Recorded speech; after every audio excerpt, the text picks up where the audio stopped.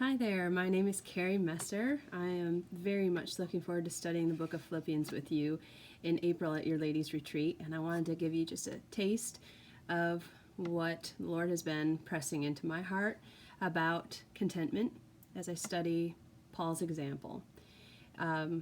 We are going to have 4 sessions, and in that first session, we are going to look at Paul's example and inspect it just like you would look at a great recipe book and the picture of the cake that you want to bake. That's what draws you initially. You see it, looks fabulous, and now you need to know the ingredients and the steps involved to reach that desired outcome. So in Philippians 1 and 2, we're going to look at the characteristics of contentment.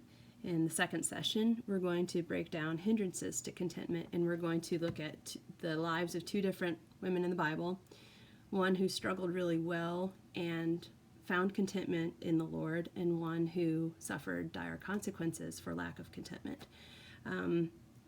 Our third session will be looking at Philippians 3 and 4 and the habits of content people and what we can do in our daily lives to adopt those habits. And then on Sunday is going to be a really special time of worship and application, really thinking through methodically the ways that we can bring home with us the things that we've learned together that weekend. But in order for all that time to be effective, really effective, where you're not just listeners, you're just not an audience.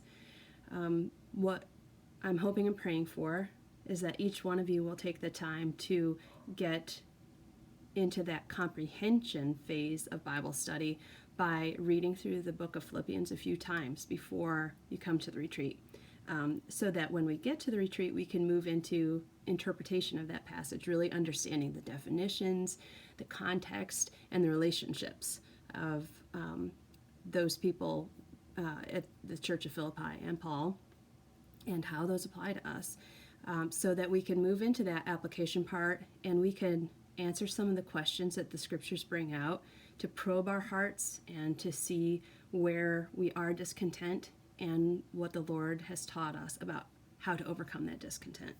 So very much looking forward to meeting you and seeing the West Coast for the first time. Here it's fabulous, and that you all made a wonderful choice for where to live.